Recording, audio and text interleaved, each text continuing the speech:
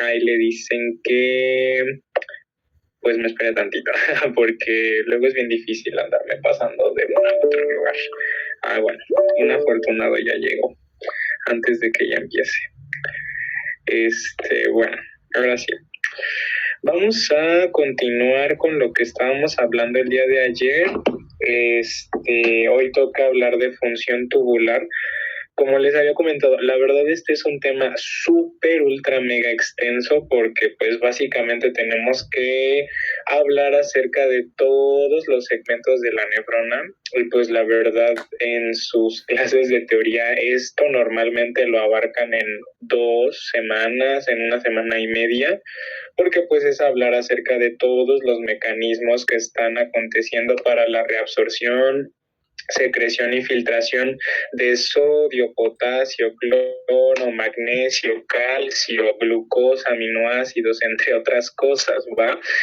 Aquí solo vamos a abordar las cosas más importantes y que yo normalmente noto que les están preguntando en su examen, ¿vale? Entonces haré mucho énfasis en esos apartados, pero pues sí les recomiendo que si van a estudiar un tema de nefrología o bueno, de fisio renal al 100%, que de preferencia sea este tema, ¿va? Todo lo que es función tubular, porque pues de ahí se sacan muchas preguntas acerca de los diferentes segmentos de la nefrona. Entonces, pues no estaría mal que le dieran igual una repasada ya al borón, así como muy, muy extensa para que pues quede mejor entendido, pero aquí pues vamos a ir resolviendo dudas o cuestiones extras que vayan teniendo, ¿sale?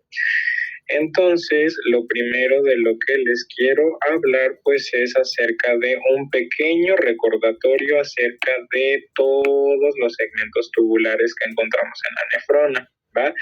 Recordando que aquí tenemos a nuestro glomérulo. Nuestro glomérulo dijimos que es este entramado de vasos sanguíneos que está conformado por las diferentes divisiones que tiene la arteriola aferente, y estas ramificaciones se hacen bolita, como que agarran y se esparcen a lo largo de mi cápsula de Bowman para dar origen a este glomérulo, ¿va? Y luego el glomérulo va a tener su rama de salida que representaría a la arteriola eferente. Y pues bueno, dijimos que tenemos una cápsula de Bowman, el túbulo contorneado proximal que está aquí, nuestro túbulo contorneado proximal, ¿sale? Y recuerden que este tiene 2 segmentos, tiene segmento inicial y un segmento final, ¿sale? O S1 o S2, ¿ok? De ahí, básicamente, se sigue nuestra asa de Henle, que nuestra asa de Henle, dijimos, tiene una rama descendente fina, que es esta de acá. De ahí se continúa con su rama ascendente, o sea, ascendente porque va hacia arriba, pero primero es ascendente de tipo fina y luego se hace más gordita. Entonces es una rama ascendente gruesa de la asa de Henle, ¿va?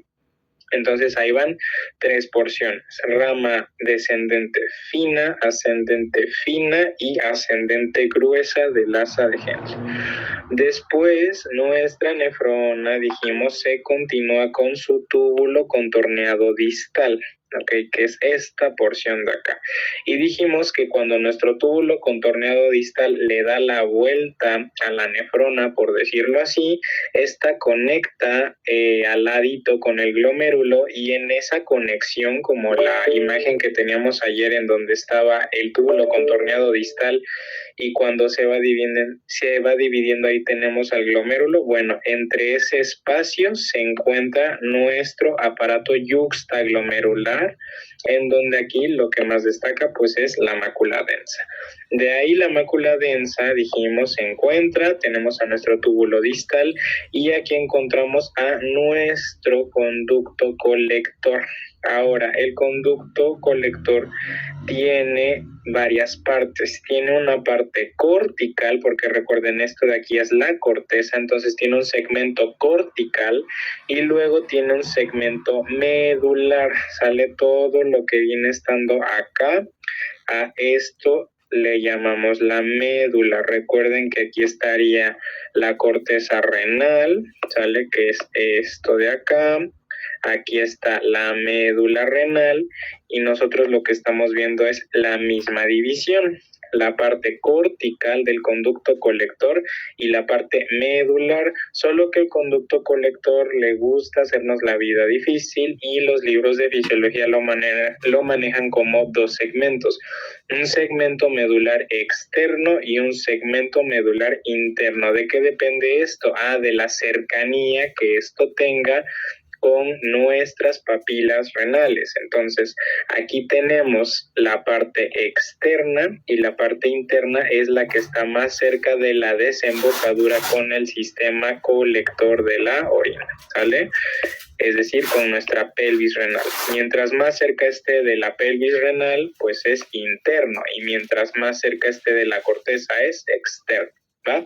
Entonces, recordamos. Túbulo contorneado proximal con sus partes, parte de segmento inicial y parte de segmento distal. Luego encontramos a nuestras asas de Henle, que tiene rama ascendente y rama descendente. La primera es la rama descendente fina, luego tenemos la rama ascendente fina, luego tenemos la rama ascendente gruesa, ¿ok? Que pues es la más importante, porque esta rama ascendente gruesa, ¿sí?, se considera como el segmento dilutor de la orina, ¿sale? Eso puede ser pregunta de examen, luego les llegan a decir, ¿cuál es el segmento dilutor de la orina? Es la rama ascendente gruesa del asa de Henle, la RAG, segmento dilutor de la orina, ¿sale? Vamos a ponerlo aquí. Segmento, ¿sale?, dilutor de la orina, ¿sale? Segmento dilutor de la orina. Y es importante que lo sepan. Más adelante vamos a ver por qué se llama segmento dilutor de la orina. Ahora, dijimos túbulo contorneado distal, y entre el túbulo contorneado distal y nuestro glomérulo y nuestra cápsula de Bowman encontramos aquí la mácula densa, ¿sale? Cerca de la desembocadura de la arteriola aferente, ¿va?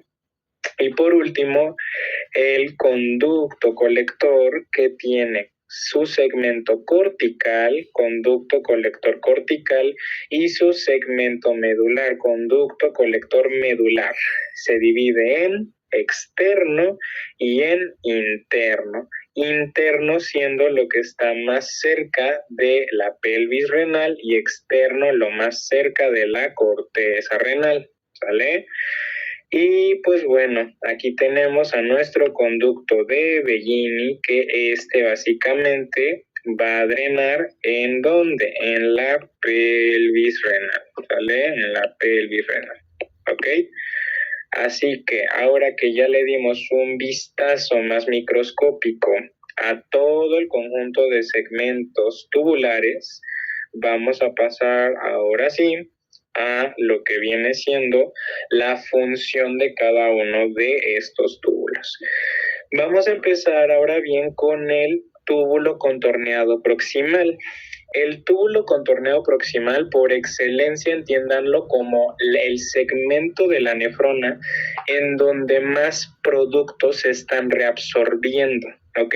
Dijimos, nosotros tenemos una tasa de filtrado glomerular aproximadamente de 125 mililitros por minuto o 180 litros al día. Y estábamos comentando ayer que todo ese líquido que representan 180 litros al día, pues sería mortal para nosotros si estuviésemos eliminándolo, porque pues nuestro cuerpo no tiene 180 litros para que podamos eliminarlos de golpe, si apenas si tenemos 5 litros de sangre. Entonces, ¿cómo le hace nuestro cuerpo para poder llegar a una homeostasis entre los diferentes líquidos? Pues a través de esta reabsorción, y la reabsorción por excelencia se tiene que dar en el túbulo contorneado proximal, ¿ok? Ahora, ¿la reabsorción de qué? Pues la reabsorción de las diferentes sustancias que atravesaron la barrera de filtración glomerular que ayer estábamos repasando, ¿ok? Es decir, la reabsorción de sodio, cloro, bicarbonato, potasio, agua, glucosa y aminoácidos, ¿sale? Además de las diferentes toxinas que hay en nuestro cuerpo, pero pues esas por ende tienen que ser excretadas, no reabsorbidas, ¿sale? Ahora, normalmente lo que luego les llegan a preguntar también son los porcentajes de reabsorción de cada uno, pero realmente lo que más nos debe de importar es el sodio, ¿sale? El sodio, los aminoácidos, la glucosa, el potasio y el calcio, ¿sale? Ahora, el que más siempre veo que les preguntan es el del sodio. Aproximadamente un 67% del sodio se está reabsorbiendo a nivel del túbulo contorneado proximal. Esto es súper importante. ¿Por qué? Porque el túbulo contorneado proximal, aparte de que me está reabsorbiendo muchísimo sodio, recuerden que el sodio va acompañado ¿de qué? De agua. El sodio es el soluto, el agua es el solvente. Por lo tanto, el sitio donde mayor reabsorción de agua hay en la nefrona también será el túbulo contorneado proximal, y esto también gracias a la cantidad de acuoporinas presentes en este segmento, y de igual forma gracias a la reabsorción constante de todos estos iones que me están generando gradientes de concentración, y esos gradientes de concentración obedecen a la ósmosis. Por lo tanto, todo lo que yo tengo a este nivel en el túbulo contorneado proximal, que está en mis espacios tubulares, me va a generar gradientes. ¿Por qué? Pues porque yo tengo diferentes canales en la membrana que van a hacer que todos estos se regresen ¿a dónde? Al intersticio. Ahora, les quiero poner una pequeña perspectiva microscópica de cómo se está manejando esto. Aquí tenemos la luz de mi túbulo, ¿vale? Esta es la luz tubular, ¿sale? Ahora, aquí tenemos a mi vaso sanguíneo, ¿sale? Entonces este sería mi capilar peritubular, ¿sale? Capilar peritubular, es decir, a donde va a regresar el contenido para volver a mandarlo a circulación sistémica, ¿sale? Entonces, tengo mi luz tubular y mi capilar peritubular. Aquí están mis solutos, ¿sale? Y mi célula de mi luz tubular tiene dos partes. Hagan de cuenta que este es el epitelio, ¿no? Este es el epitelio. Y aquí también está el epitelio, ¿sale? Entonces este es mi epitelio y aquí estarían sus núcleos, ¿no? Ustedes recordarán de sus clases de histología que nuestro riñoncito, nuestra nefrona, tiene su epitelio simple, ¿sale? Y este epitelio simple, pues es lo que les estoy representando aquí, ¿no? Tiene una parte apical, ¿sale? Una parte apical, y aparte tiene una parte vasolateral, ¿sale? Entonces, entiéndase por apical a la parte de la membrana de esta célula que está viendo hacia la luz tubular de la nefrona. Y entiéndase por vasolateral a la parte de la membrana de esta célula que está viendo hacia el capilar peritubular. Ahora, entre la célula de mi luz tubular, o bueno, entre la célula de mis túbulos, mejor dicho, y el capilar peritubular, que pues básicamente esto de aquí sería el endotelio, ¿no? Esto de aquí sería el endotelio. Entre estas dos existe un espacio que se llama intersticio, ¿sale? Entonces mis solutos, cuando se reabsorben, primero deben de pasar por el interior de mi célula, ¿sale? De mi célula de la nefrona, o sea, de mi célula que conforma mi túbulo renal, tiene que atravesar la membrana apical, de ahí estar dentro de la célula y luego de ahí pasar a la membrana vasolateral. todos los transportadores y los canales de los cuales vamos a estar hablando el día de hoy se encuentran dispersos a lo largo de la membrana apical del interior y de la membrana vasolateral de la célula tubular, ¿ok? De ahí, ese soluto tendrá que pasar hacia el intersticio para que posterior a ello, este ya sea reabsorbido hacia los capilares peritubulares, ¿ok?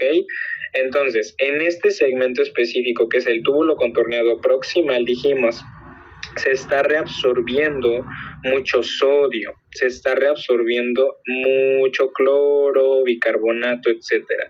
A lo que quiero llegar con esto es que todo inmediatamente que atravesó la membrana de filtración glomerular, que es esta parte de aquí, y que llegó al túbulo contorneado proximal, se reabsorbe. ¿Sale? Es decir, pasa de la luz del túbulo contorneado proximal hacia mis capilares peritubulares a través de este proceso que les estoy mencionando. Ahora bien,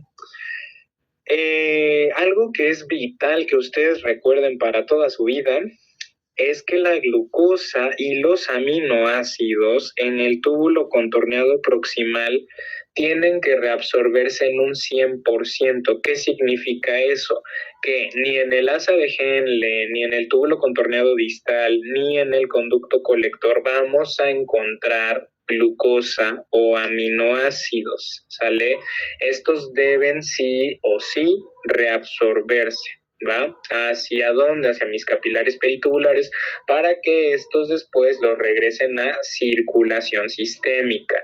Ahora, ¿qué sucede si esto no pasa? Pues que si esto no pasa, todo se va a empezar a acumular en mi luz tubular y me va a descompensar los gradientes de concentración que me favorecían la reabsorción de agua. Y ahí vamos a tener mayor diuresis, ¿ok? Diuresis es hacer pipí, ¿sale? Eso es diuresis. Y la diuresis obedece a todo lo que se está reabsorbiendo y secretando, es decir, obedece a la ósmosis. Entonces espero que andemos frescos con nuestros conocimientos de fisiología 1 para recordar cómo deben de moverse los diferentes iones, ¿sale? Ahora, dijimos sodio 67%, glucosa y aminoácidos al 100%, calcio en un 65% y bicarbonato en un 90%. De ahí en fuera los demás pues no son así de que tanto de que se los deban aprender, pero pues por favor denle una ojeadita antes de su examen para que los tengan frescos, porque por lo menos yo les puedo decir por experiencia propia que en mi examen de fisiología 2 sí me llegaron a preguntar cuánto era el porcentaje de reabsorción del sodio y de la glucosa, ¿sale? Y pues en dónde se estaba dando, ¿ok? Ahora, vamos a empezar a hablar de canales, de transportadores y de otras cosas. Ahora, el transportador que más nos debe de importar para poder hablar de túbulo contorneado proximal, pues es uno que se llama NHE3, ¿sale? El NHE3 va a ser este de aquí. Y este NHE3 es un intercambiador. ¿Eso qué significa? Que está haciendo transporte activo de tipo secundario, ¿sale? Y como están viendo ustedes aquí en las flechitas, es un antiporter. ¿Esto qué significa? Que me está moviendo 3 sodios, ¿sale? Me está reabsorbiendo 3 sodios y que me está devolviendo un hidrogenión, es decir, me está secretando un hidrogenión. En esta imagen podemos ejemplificar mejor lo que yo les estaba comentando hace rato. Aquí yo tengo a la luz del túbulo, esta de aquí es mi célula, lo que está aquí sería mi membrana apical, lo que está aquí sería mi membrana vasolateral, aquí está el intersticio y supongamos que aquí estaría el capilar peritubular, ¿sale? Ahora, el NH3 es el principal transportador de sodio a nivel del túbulo contorneado proximal y como estamos viendo, me está reabsorbiendo mis 3 sodios ¿Y a dónde los pasa? Los está pasando directamente a la célula para que estos después sean mandados al intersticio y reabsorbidos. Por lo tanto, si hay algo que bloquee a mi NH3, ¿sí? NHE3, pues obviamente todo el sodio se va a quedar aquí en la luz del túbulo. ¿Y qué va a pasar? Pues que si tengo mucha concentración de sodio, el agua en lugar de irse para allá, ahora se va a ir para acá, para la luz del túbulo, ¿sale? ¿Y eso qué me condicionaría? Pues me condicionaría mayor diuresis, ¿sale? Mayor diuresis, ¿ok? Entonces haría yo mucha pipí, ¿sale? Y esa orina posiblemente también salga muy concentrada, ¿sale? Entonces ahí tenemos una situación importante. ¿Qué cosas me impiden la actividad del NH3? Por ejemplo, ay, Dios mío, ¿qué hice? Descartar, mantener. Ahí está, sale. La dopamina, ¿sale? Ay, no sé por qué, ya. La dopamina, ¿sale? La dopamina tiene receptores de 1 a nivel de ¿dónde? A nivel de la corteza renal. La actividad de los receptores de 1 de la dopamina, lo que tienen de efecto es que bloquean directamente al NH3, ¿sale? Y si el NH3 se bloquea, dijimos, tenemos mayor diuresis. Por lo tanto, la dopamina, ¿sale? La dopamina aumenta la diuresis. ¿Por qué? Porque bloquea el NH3, no hay reabsorción de sodio, no hay paso de agua con el mismo sodio, y todo se va a quedar en los túbulos. Nunca se va a lavar esa corteza, ¿sale? Entonces, dijimos ya del intercambiador NH3, ¿sale? Otra cosa que puede favorecer ahora al NH3, ¿sale? Sería la angiotensina 2. Vámonos del caso contrario. La angiotensina 2 va a ir con el NH3, ¿sale? ¿Y qué va a hacer? Pues que va a agarrar y va a reabsorber al sodio, va a facilitar que éste se reabsorba, ¿sale? Por lo tanto, ¿qué va a suceder? Pues que hay menos líquido en la luz del túbulo y el agua hacia dónde se tiene que ir. Pues se tiene que ir hacia nuestro intersticio, ¿sale? Entonces, recuerden que igual el NH3 recibe a la angiotensina 2 y con esto pues tiene que agarrar y hacer su efecto que les acabo de comentar, ¿sale? Ahora, otro escenario que aquí podríamos tener, ¿sale? Sería, por ejemplo, ya listo. Sería, por ejemplo, el caso de que nuestro NH3 pues tenga alguna mutación, ¿sale? Y si hay una mutación a nivel de este NH3, tenemos un problema general en todo el túbulo contorneado proximal. Ese tipo de mutaciones se les llama tubulopatías, ¿sale? Y la tubulopatía que está asociada al túbulo contorneado proximal se denomina síndrome de Fanconi, ¿sale? Síndrome de Fanconi. Esa es la tubulopatía que está asociada con el túbulo contorneado proximal. Por lo tanto, ¿esto qué implicaría? Pues implicaría que mi túbulo proximal no puede reabsorber sodio y todo lo está eliminando, ¿sale? Todo lo está eliminando. Además de que se acompaña el sodio de agua. Entonces, en esos casos tendríamos un paciente con una diuresis elevada. Además de que pues obviamente el sodio no se estaría reabsorbiendo y la orina pues tendría que salir muy concentrada porque estaría muy cargada del mismo, ¿sale? Entonces en esos casos podríamos tomar esta situación, ¿sale? Ahora, Otra cosa que les podrían llegar a preguntar es acerca de la farmacología. La verdad, yo no entiendo por qué les preguntan farmacología a estas alturas, porque pues apenas están llevando Farma 1, apenas están llevando Farma 1, pero pues en este caso, en algunas ocasiones les han preguntado qué fármacos, qué diuréticos están asociados a los diferentes segmentos de la nefrona.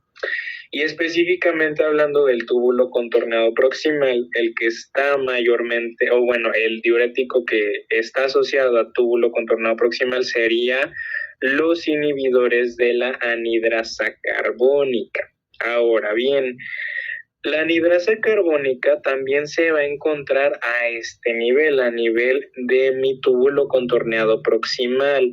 Entonces, esto es súper importante para el equilibrio ácido-base y la verdad me gustaría retomar este punto específicamente en nuestra sesión de ácido-base para que ahorita no se me confundan.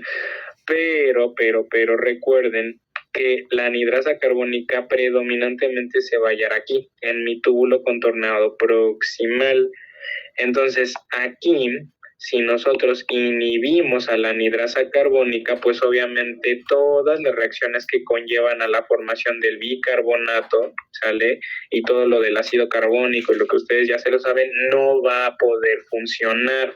Por lo tanto, ¿cuáles son esos diuréticos que están en el túbulo contorneado proximal? La acetazolamida. ¿Sale? Así se llama este diurético. Acetazolamida es un inhibidor de la anhidrasa carbónica y actúa a nivel de ¿dónde? Del túbulo contorneado proximal. ¿Sale?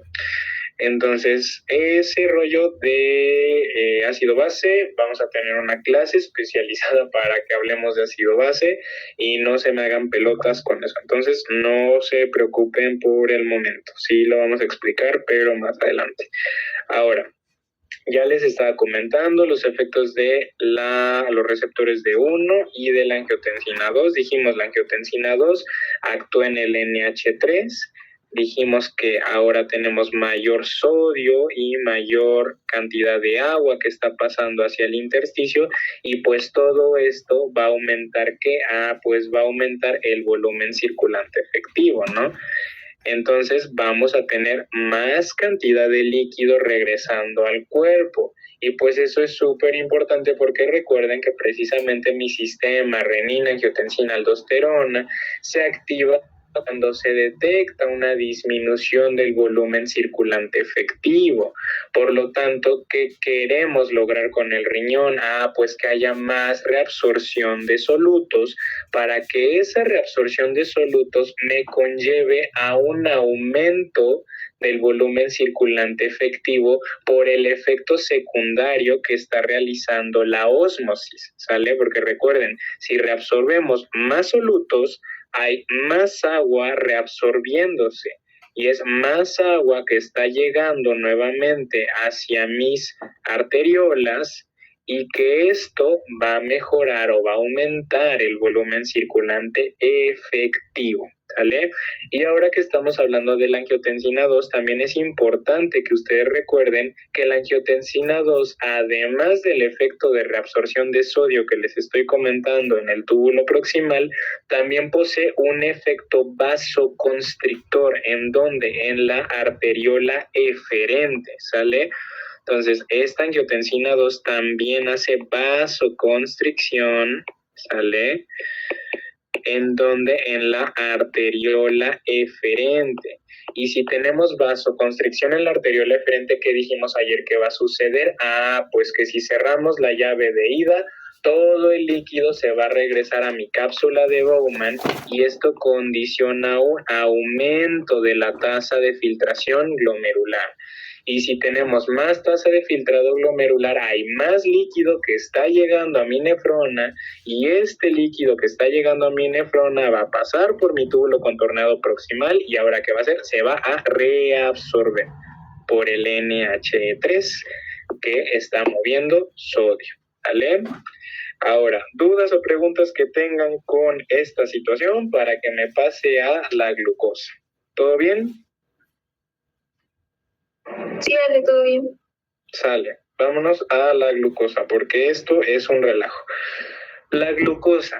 Dijimos que la glucosa tiene una reabsorción del 100% a nivel de mi túbulo contorneado proximal. ¿Esto qué implica? Implica que yo debo de tener mecanismos muy fuertes de reabsorción de glucosa, los cuales son estos dos. Tenemos aquí de este lado a mis SGLT en la parte apical. Esto, recuerden, es la porción apical de mi túbulo contornado proximal. Y recuerden, esto de aquí es la parte vasolateral. Sale vasolateral. ¿Qué encontramos en la región vasolateral? Encontramos un transporte de tipo facilitado, o mejor dicho, difusión facilitada. ¿Sale? El SGLT va a ser un symporter, ¿sale? Va a ser un symporter, ¿va? ¿Qué me va a estar moviendo el SGLT? Me va a estar moviendo glucosa, ¿sale? Glucosa, y me va a estar moviendo sodio.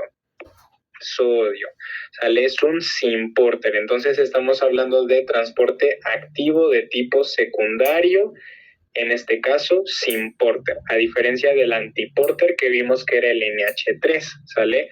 Ahora bien, en la membrana vasolateral encontramos difusión facilitada que corresponde a los GLUT, ¿sale? A los GLUT. Ahora, dos cosas que deben de aprenderse para su examen: las porciones y los nombres los números de cada uno. En el túbulo contorneado proximal temprano, es decir, en el S1, encontramos encontramos al SGLT2 y al GLUT2, ¿sale? Entonces dijimos SGLT2 y GLUT2, ¿sale? Entonces, en el S1, en la región temprana del túbulo contorneado proximal, en la región temprana del túbulo contorneado proximal, nuestro SGLT y nuestro GLUT van a ser los tipo 2, ¿sale? Y en la región tardía del túbulo contorneado proximal, es decir, en el S3, encontramos al SGLT1 y al GLUT1, ¿sale? Entonces, nada más inviertan los números, ¿sale? S1 y S2 están presentes los GLUT2 y el SGLT2. Y en la región tardía, es decir, en el túbulo proximal tardío S3, están el SGLT1 y el GLUT1, ¿sale? Recuerden, SGLT está en la región apical y el GLUT está en la región vasolateral. Ahora, ¿cuál es la característica de todo esto? Pues que, si ustedes recordarán, el GLUT, al ser una difusión facilitada, ¿sale? ¿Qué característica tiene la difusión facilitada? Pues que esta es saturable, ¿sale? Esta se satura. ¿Qué significa que es saturable? Que va a llegar un punto en donde mi transportador, mi transportador ya no va a poder seguir llevando glucosas consigo mismo. Entonces se van a empezar a quedar aquí hasta que éste pueda volver a llevarlas, ¿vale? Aquí tenemos dos valores: el umbral en el cual la glucosa empieza a filtrarse empieza a excretarse por orina, y el transporte máximo del GLUT, ¿sale? Entonces, ahora vamos a checar lo siguiente. Si mi GLUT ya no me puede responder, la glucosa estábamos diciendo que se va a quedar aquí, ¿sale? Y luego, pues obviamente, si es demasiada, pues ya no solo se va a quedar en el interior de la célula, ahora ya se va a tener que esperar afuera. ¿En dónde? En la luz tubular. Pero ¿qué pasa si se espera afuera en la luz tubular? Pues que esta glucosa me va a generar un gradiente de concentración y ahora va a acarrear consigo agua. Por lo tanto, aquí tenemos diuresis, ¿sale?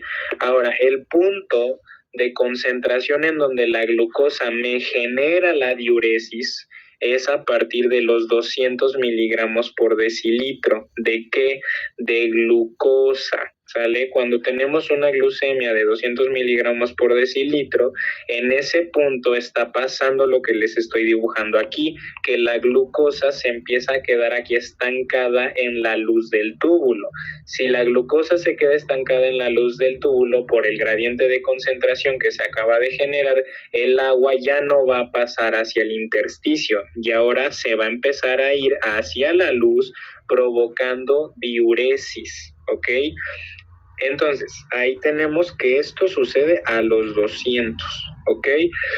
Pero este GLUT2 es como los camiones o como el metro o como el ruta. Tiene el GLUT2 y el GLUT1, ¿sale? En general mis GLUTs tienen algo que se llama transporte máximo, ¿sale? ¿Por qué les digo que es como los camiones? Porque no sé si cuando se meten al ruta han visto una leyendita que está enfrente que dice capacidad máxima de tantos pasajeros, capacidad máxima de 500 pasajeros, ¿no? Entonces, cuando ustedes ven eso, significa que ese camión solo puede llevar 200 pasajeros, no 500 pasajeros. Lo mismo le sucede al GLUT. El GLUT tiene un transporte máximo de glucosa y la capacidad máxima de transporte que tienen los GLUTs, que dijimos que son saturables, es de 400 miligramos por minuto, es decir, en un solo minuto, ¿sale? El GLUT en un solo minuto tiene la capacidad de reabsorber por sí solito 400 miligramos de glucosa. ¿Hacia dónde los reabsorbe? Pues hacia el intersticio, ¿sale? Y posterior del intersticio a mi vaso sanguíneo y posterior de mi vaso sanguíneo a mi circulación en general, ¿sale? Entonces, si hay,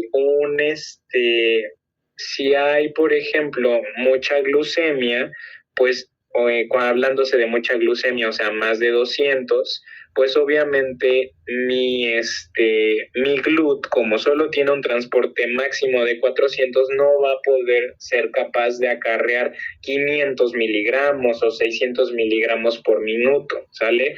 Y como no puede hacer eso, pues toda la glucosa se empieza a estancar aquí afuera, provocando la diuresis, ¿vale? Porque acarrea agua. ¿Ah?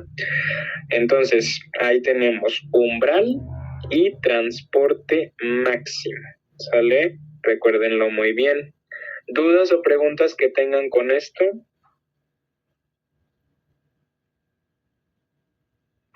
No. ¿Todo bien entonces? Va. Perfecto. Bueno, ya hablamos ahora de nuestra glucosa. Una duda. Ajá. Sí. Va. Perdón, es que pensé que dijeron que sí. Sale. Hablamos ya de mi glucosa y de por qué se tiene que reabsorber al 100%.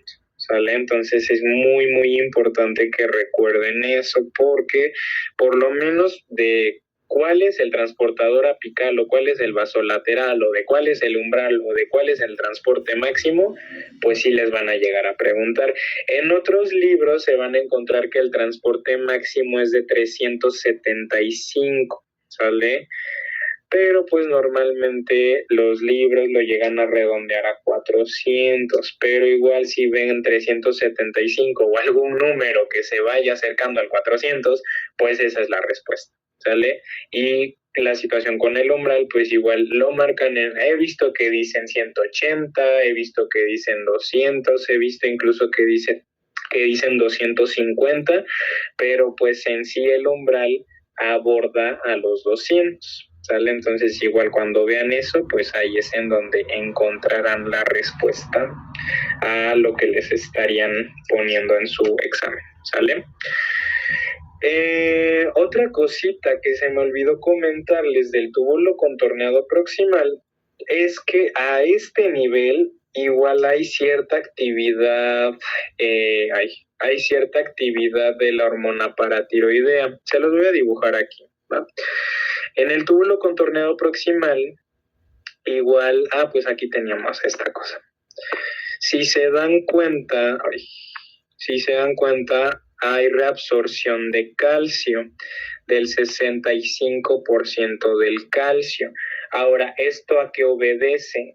Pues esto obedece, o bueno, este valor del 65% se puede llegar a modificar mediante ¿qué? Mediante una hormona que se llama hormona paratiroidea o paratormona.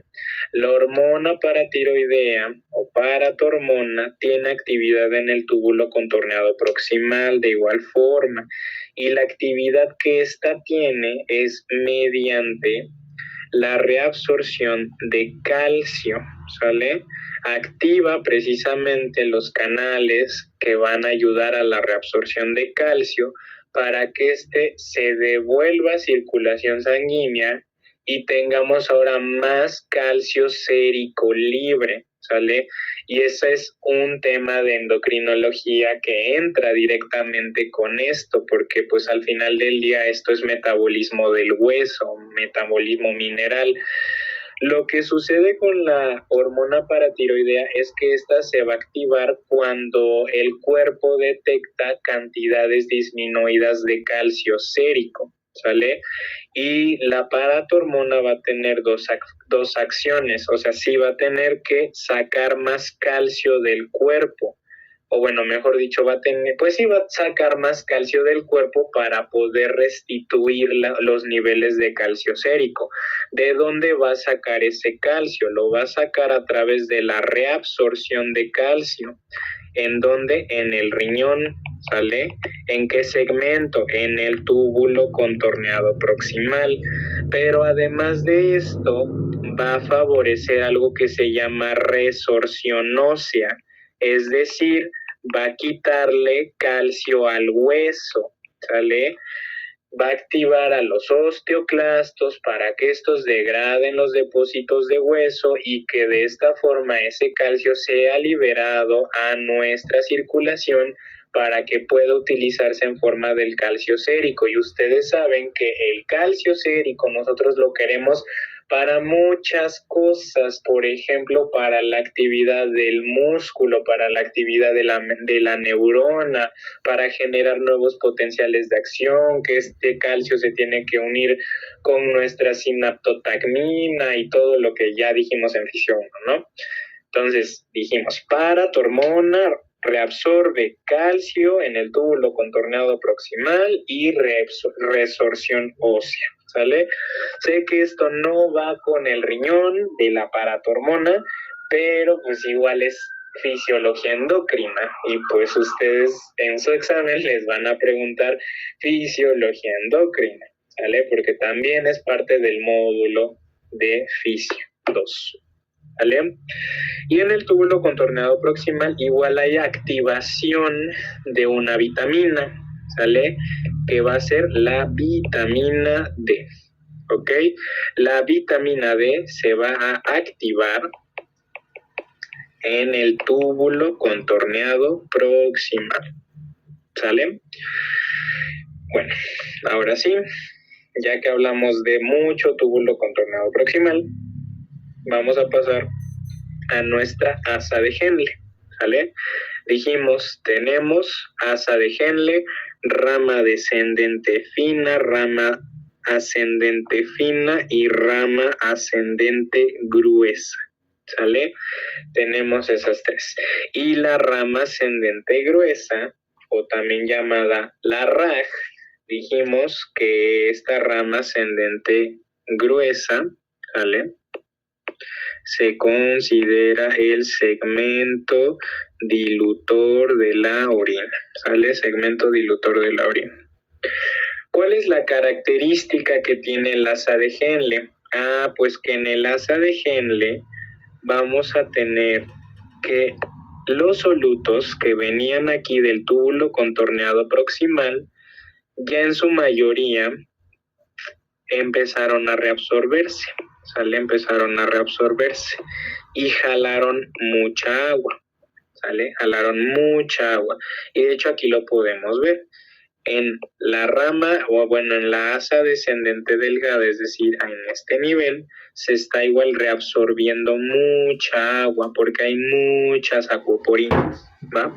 Por lo tanto, los pocos segmentos, los pocos solutos que no fueron reabsorbidos y que se fueron quedando en la nefrona, empiezan a descender, a descender, a descender, pero en la rama descendente delgada igual hay muchas acuaporinas y estas jalan más y más y más agua, ¿sale? Mucha agua, aquí se jala mucha agua. Y todo esto, todo lo que va bajando hacia la médula empieza a concentrarse, ¿sale? Empieza a concentrarse hasta llegar a una concentración de 1200 miliosmoles, ¿sale? Por lo tanto, ayer estábamos diciendo, mientras más gruesa, mientras más larga sea una asa de Henle, más capacidad de concentración va a tener sobre la orina. Y ahora ya vemos el por qué. Porque aquí, durante el túbulo contorneado proximal, se reabsorbió mucha agua, ¿sale? Y muchos solutos. Pero luego, en la rama descendente delgada, se reabsorbió igual todavía más y más y más agua. Y los solutos que fueron quedando, que no se reabsorbieron en el túbulo proximal, se están concentrando, se están hiperconcentrando, ¿sale? Y es en este punto del asa de Henle, ¿sale? Cuando tenemos una concentración máxima de 1200 miliosmoles, ¿sale? Ahora, ¿qué es lo que tiene que suceder después? Que conforme estos solutos vayan avanzando en las ramas ascendentes fina y delgada, estos ahora van a tener que reabsorberse. Por lo tanto, yo necesito un transportador que me reabsorba unos 3 solutos, ¿no? Mínimo necesito que me reabsorba un transportador 3 solutos para que todo esto deje de estar concentrado y se empiece a diluir, porque si no mi orina va a salir muy, pero muy concentrada. Ahora, ¿cuál es ese transportador que yo necesito? Se llama NKCC. NKCC, es decir, sodio, potasio y 2 cloros, ¿sale? Ay, no sé por qué le puse aquí 0, pero es C, ¿sale? NKCC. El NKCC va a ser un transportador que se va a encontrar a nivel de la rama ascendente gruesa del asa de Henle, ¿sale? Es decir, en la raja, aquí estábamos. Y va a servir para reabsorber sodio, potasio y 2 cloros y llevarlos desde la luz del túbulo hacia el intersticio y que posterior a ello puedan pasar nuevamente a mis capilares peritubulares y reabsorberse en la circulación, ¿sale?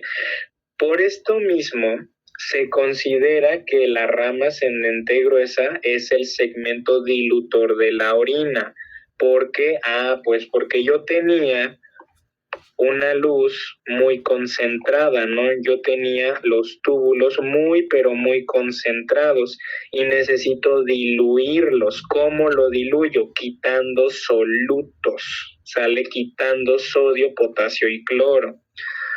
Por esta misma actividad que tiene el NKCC, si nosotros llegamos por alguna situación a bloquear la actividad de este transportador, pues todo se va a quedar nuevamente aquí a este nivel, ¿sale? Se va a quedar aquí en la luz y por gradiente osmótico el agua, como va a ver que hay una zona hiperconcentrada, va a tener que moverse hacia la luz tubular, generando diuresis, ¿ok? Porque todo ese contenido se va a ir hacia mi orina, hacia mi luz de los túbulos. Entonces, el efecto que va a tener un diurético a nivel del asa de Henle obviamente va a ser muy potente. Por lo tanto, los diuréticos de asa son considerados los diuréticos más potentes hablando de la farmacología. Y un ejemplo de diurético de asa muy común que posiblemente ya han llegado a escuchar en sus vidas es la furosemida, ¿sale? La furosemida es un diurético de asa y como vimos, este bloquea al NKCC impidiendo la correcta reabsorción y dilución de los segmentos de la nefrona. Por lo tanto, todo se va a ir hacia la luz tubular y vamos a tener una diuresis igual muy potente y muy concentrada, ¿sale? Entonces, mi asa de Henle reabsorbe sodio, cloro y potasio, ¿sale? Pero también me reabsorbe bicarbonato, un poco de calcio y magnesio, ¿sale? Importante de destacar, ¿va? Ahora, ¿cuál va a ser la tubulopatía que va a afectar al NKCC y que por ende va a afectar todo el equilibrio del asa de Henle?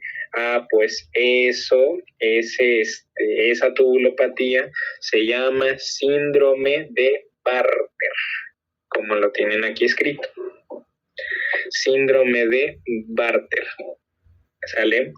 Entonces, la tubulopatía aquí es síndrome de Bartter. Dijimos en el túbulo contorneado proximal, ¿cuál era? Era el síndrome de Fanconi, ¿sale? ¿Dudas o preguntas que tengan en este segmento? Ninguna.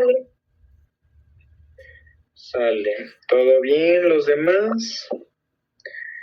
Bueno, nada más estoy escuchando que están reaccionando con sus manitas, así que eso me da a entender que todo está en orden, ¿sale?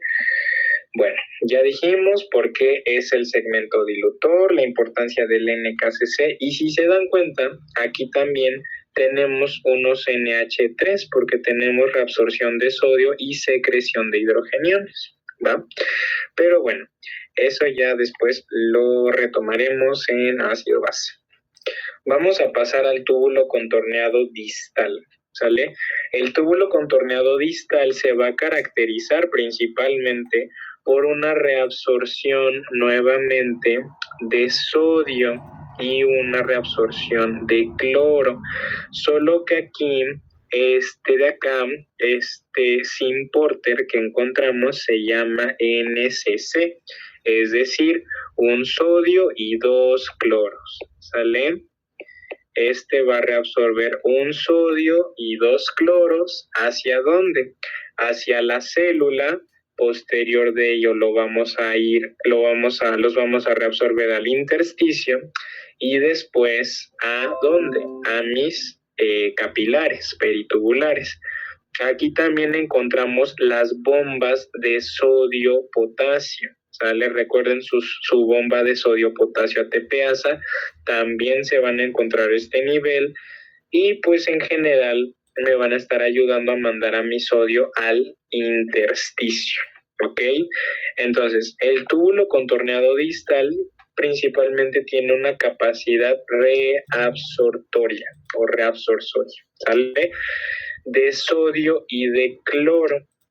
Los diuréticos que actúan a nivel del NCC en el túbulo contorneado distal se denominan tiacidas, como la hidroclorotiacida, que es el ejemplo más común que les puedo dar aquí. La hidroclorotiacida actúa a nivel del NCC que se encuentra en el túbulo contorneado distal, ¿sale?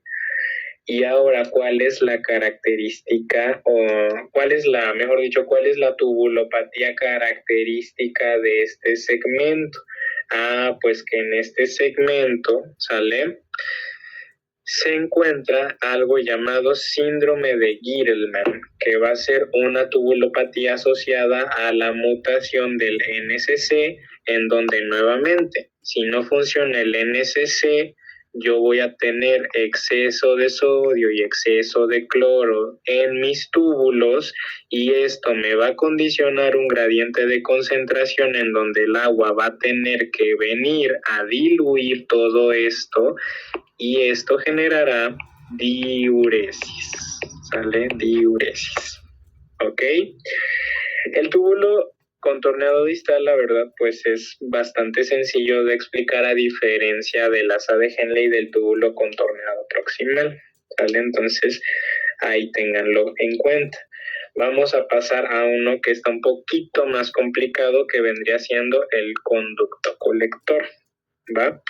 El conducto colector tiene 3 estirpes celulares importantes.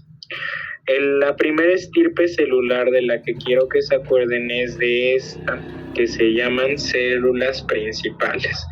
Luego encontramos a otras que se llaman células intercaladas. Y hay de 2 tipos. Hay de tipo A y hay de tipo B. ¿Sale? Ahora bien, el conducto colector, dijimos, cuenta con 3 estirpes celulares, de las cuales sus funciones van a variar. Las células principales que se hallan a este nivel, ¿sale? Las células principales que se hallan a este nivel tienen la capacidad de reabsorber sodio, ¿sale? Entonces estas células reabsorben sodio, ¿sale? Y de hecho aquí lo tenemos en la imagen. Las células principales reabsorben el sodio y por ende también reabsorben el agua, porque acompañando al sodio viene el agua, ¿sale? Pero ¿qué sucede también? Que las células principales del túbulo colector van a secretar, ¿sale? Van a secretar potasio, ¿sale? Que es lo que tenemos aquí. Van a secretar potasio, muy importante. Ahora, ustedes estaban viendo en los otros segmentos de la nefrona, es decir, en el proximal, en las asas de Henle y en el distal, que teníamos una constante reabsorción de potasio, pero para que este potasio también en parte se vuelva a secretar hacia la luz tubular, debe de obedecer a las células principales del conducto colector y de este modo equilibrar nuevamente su gradiente, porque anteriormente ya se había reabsorbido mucho. Entonces estas células principales me van a ayudar a secretar el potasio de nuevo a la luz tubular, ¿va? Entonces, si les llegan a preguntar, la función de las células principales en el conducto colector es, ustedes van a elegir la opción que diga reabsorción de sodio y agua y secreción de potasio, ¿sale? Ahora, en estas células principales va a actuar una hormona. La hormona que va a actuar en las células principales del conducto colector es la aldosterona, ¿sale? La aldosterona. Y la aldosterona, ¿de dónde se produce? La aldosterona viene ¿de dónde? De la corteza suprarrenal, ¿sale? Recuerden, la aldosterona viene de la corteza suprarrenal, específicamente de su zona glomerular, ¿sale? Glomerular. Recuerden que la corteza suprarrenal se divide en zonas. La zona glomerular es la que va a secretar aldosterona y esa aldosterona va a tener su efecto a nivel de las células principales del riñón y las células principales del riñón me van a reabsorber sodio y me van a secretar potasio. Entonces, si yo tengo un paciente que tiene muchísima aldosterona en su cuerpo, voy a tener una reabsorción excesiva de sodio. Por lo tanto, la osmolaridad de esos pacientes se va a ver aumentada, ¿sale? voy a tener exceso de osmolaridad y esta osmolaridad no se va a compensar con el agua que se está reabsorbiendo, por lo tanto voy a tener hipovolemia, ¿sale? Entonces tengo hiperosmolaridad, ¿sí? Hipovolemia. Entonces, pensemos en mi eje renina-angiotensina-aldosterona, ¿no? Estábamos diciendo que mi eje renina-angiotensina-aldosterona se activa gracias a una disminución del volumen circulante efectivo. Ya vimos cuál era el efecto de la angiotensina 2 para poder contrarrestar esa hipovolemia y aumentar el volumen circulante efectivo. Lo vimos cuando estábamos en túbulo proximal y dijimos que mejoraba la reabsorción continua de sodio por el NH3, así como una vasoconstricción sostenida de la arteriola eferente para aumentar la tasa de filtrado glomerular. Pero la aldosterona, que es el tercer elemento en este eje, me va a funcionar para reabsorber sodio y que haya reabsorción continua de agua, ¿sale? Y de este modo volvemos a restablecer el volumen circulante efectivo mediante este mecanismo, ¿sale? Entonces, ahí tenemos el efecto que tienen mis células principales, ¿vale? Ahora bien, vamos a pasar a las células, a las células intercaladas de tipo A, ¿sale? Las células intercaladas de tipo A van a tener la característica de que estas me van a hacer lo contrario de las principales, es decir, me van a secretar hidrogeniones hacia la luz de mis túbulos, pero, estas no me van a estar secretando potasio. De hecho, van a causar lo contrario. Van a ayudarme en la reabsorción del potasio, ¿sale? Las células intercaladas de tipo A, ¿ok? Ese es el efecto que van a tener, ¿sale? Entonces, igual cuando les lleguen a preguntar cuál es la función de las células intercaladas de tipo A, ustedes van a decir, participan en la secreción de hidrogeniones y en la reabsorción de potasio. Esto tiene como su chiste porque pues obviamente aquí estamos hablando de hidrogeniones, estamos metiéndonos en el territorio de ácido base. Entonces, pues obviamente todo esto participa en la función renal que tiene el equilibrio ácido-base, ¿sale? Equilibrio ácido-base. Vamos a ver más adelante que ocurre un efecto gracias a estas células intercaladas de tipo A, y es que cuando nuestro cuerpo se encuentra en un estado de acidosis, es decir, cuando tenemos una concentración excesiva de nuestros hidrogeniones en un estado de acidosis con un pH bajo, va a disminuir la secreción de potasio, ¿sale? Va a disminuir la secreción de potasio. Pero cuando nuestro cuerpo se encuentra en un estado de alcalosis, es decir, con un pH muy alto, o bueno, mayor de 7.45, va a haber un aumento en la secreción de potasio.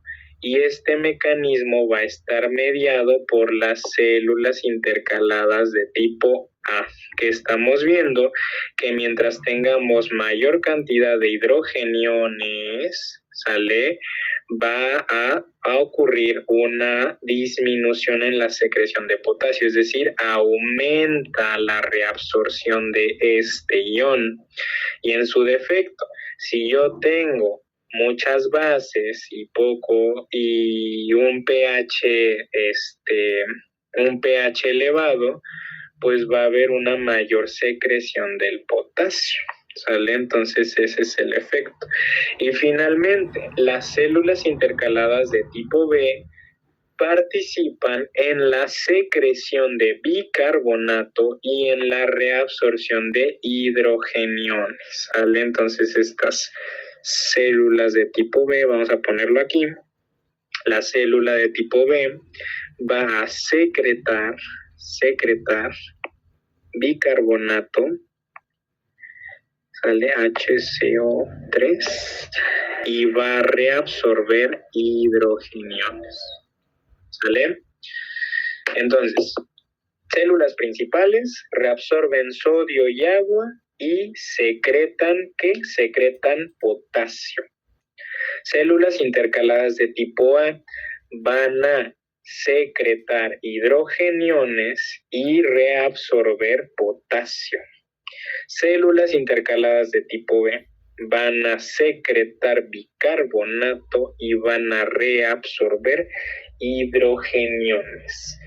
La aldosterona, dijimos, actúa a nivel de las células principales y va a promover la reabsorción de sodio y va a promover también pues el aumento de la volemia. Entonces, si nosotros tenemos un paciente con hiperaldosteronismo, vamos a tener hipernatremia, vamos a tener de primera mano hipervolemia, pero dijimos que esta no va a lograr compensar después la cantidad de soluto que yo voy a tener, pero de primera mano tenemos hipervolemia, hipernatremia, y esto va a obedecer, o bueno, va a corresponder, mejor dicho, a un aumento de la presión arterial, porque hay más volumen circulante efectivo pasando por mis arterias, por lo tanto aumenta la distensibilidad en la misma, que se traduce en un aumento de la presión. Pero además estos pacientes van a cursar con hipocalemia, es decir, van a tener poquito potasio, hipocalemia. ¿Por qué?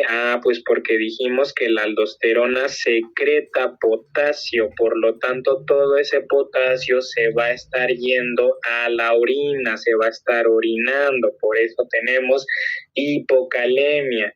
Y además de eso va a haber alcalosis metabólica. Alcalosis metabólica. ¿Esto qué significa? Que vamos a tener un aumento del pH porque hay un exceso de bases y poca cantidad de hidrogeniones, ¿vale? Entonces, ¿dudas o preguntas que tengan con esto?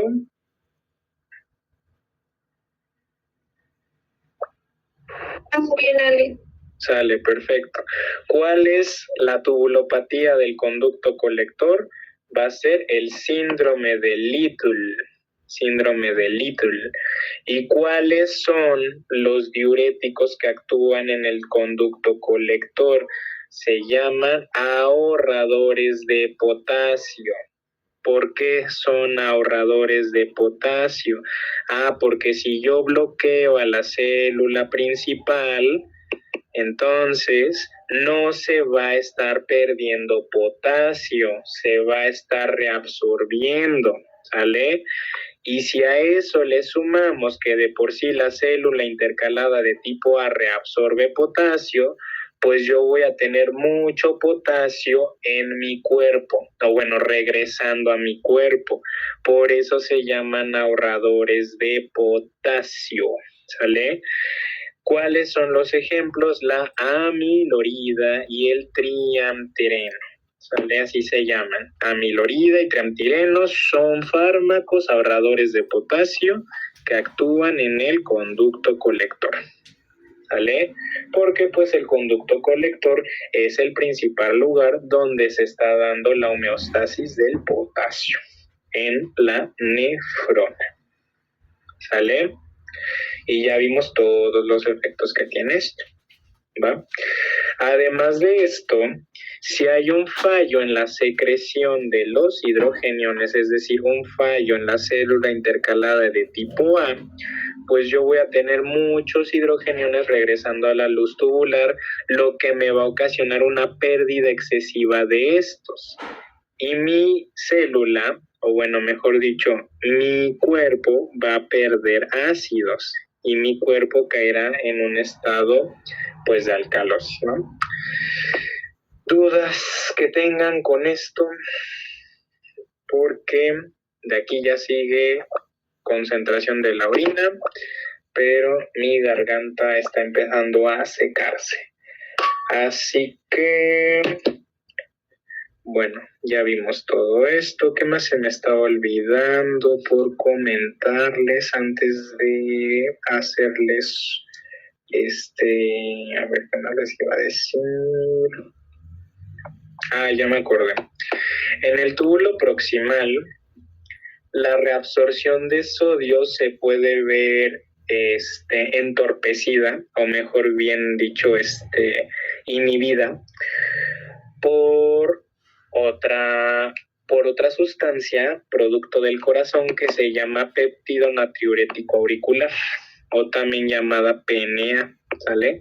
El péptido natriurético auricular es producido por las aurículas en el corazón, y la característica que tiene esto es que va a impedir que el sodio se reabsorba, ¿vale?